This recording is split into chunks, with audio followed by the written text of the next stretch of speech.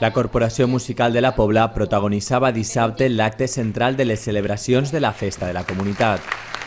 Un concert que, com cada any, aplega a la Casa de la Cultura i amb el que la corporació commemora la festa del 9 d'octubre, però també les festes patronals i una data molt especial per a ells, el 150 aniversari de la seva fundació. Avui celebrem 3 esdeveniments, però per mi són prou importants perquè en primer lloc està el 150 aniversari que venim celebrant-lo durant tot l'any.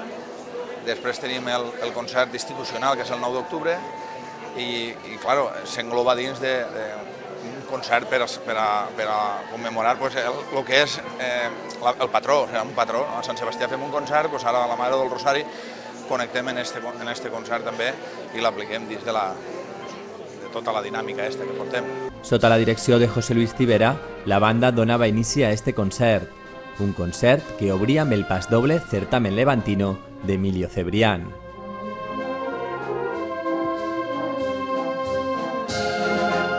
A continuació, una de les peces amb què la corporació participava del certamen de bandes a Benissanó, Bases de José Súñez.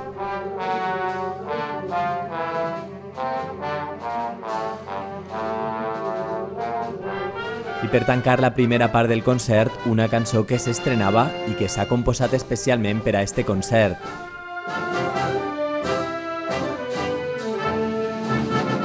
És Faicam, el seu compositor, un veí de la Pobla, Vicente Gómez, que l'ha volgut dedicar al clavari major Miguel Serra i a la seva dona. Música que aplegava per a sorpresa dels clavaris. Una sorpresa que es una composición justo para este día de un vecino de aquí de la Pobla, que se llama Faicam. Es una sorpresa que nadie sabe, però és una obra de un poblano. La segona part del concert s'obria amb una peça de Ricardo Dorado. És Suite a la Cantina.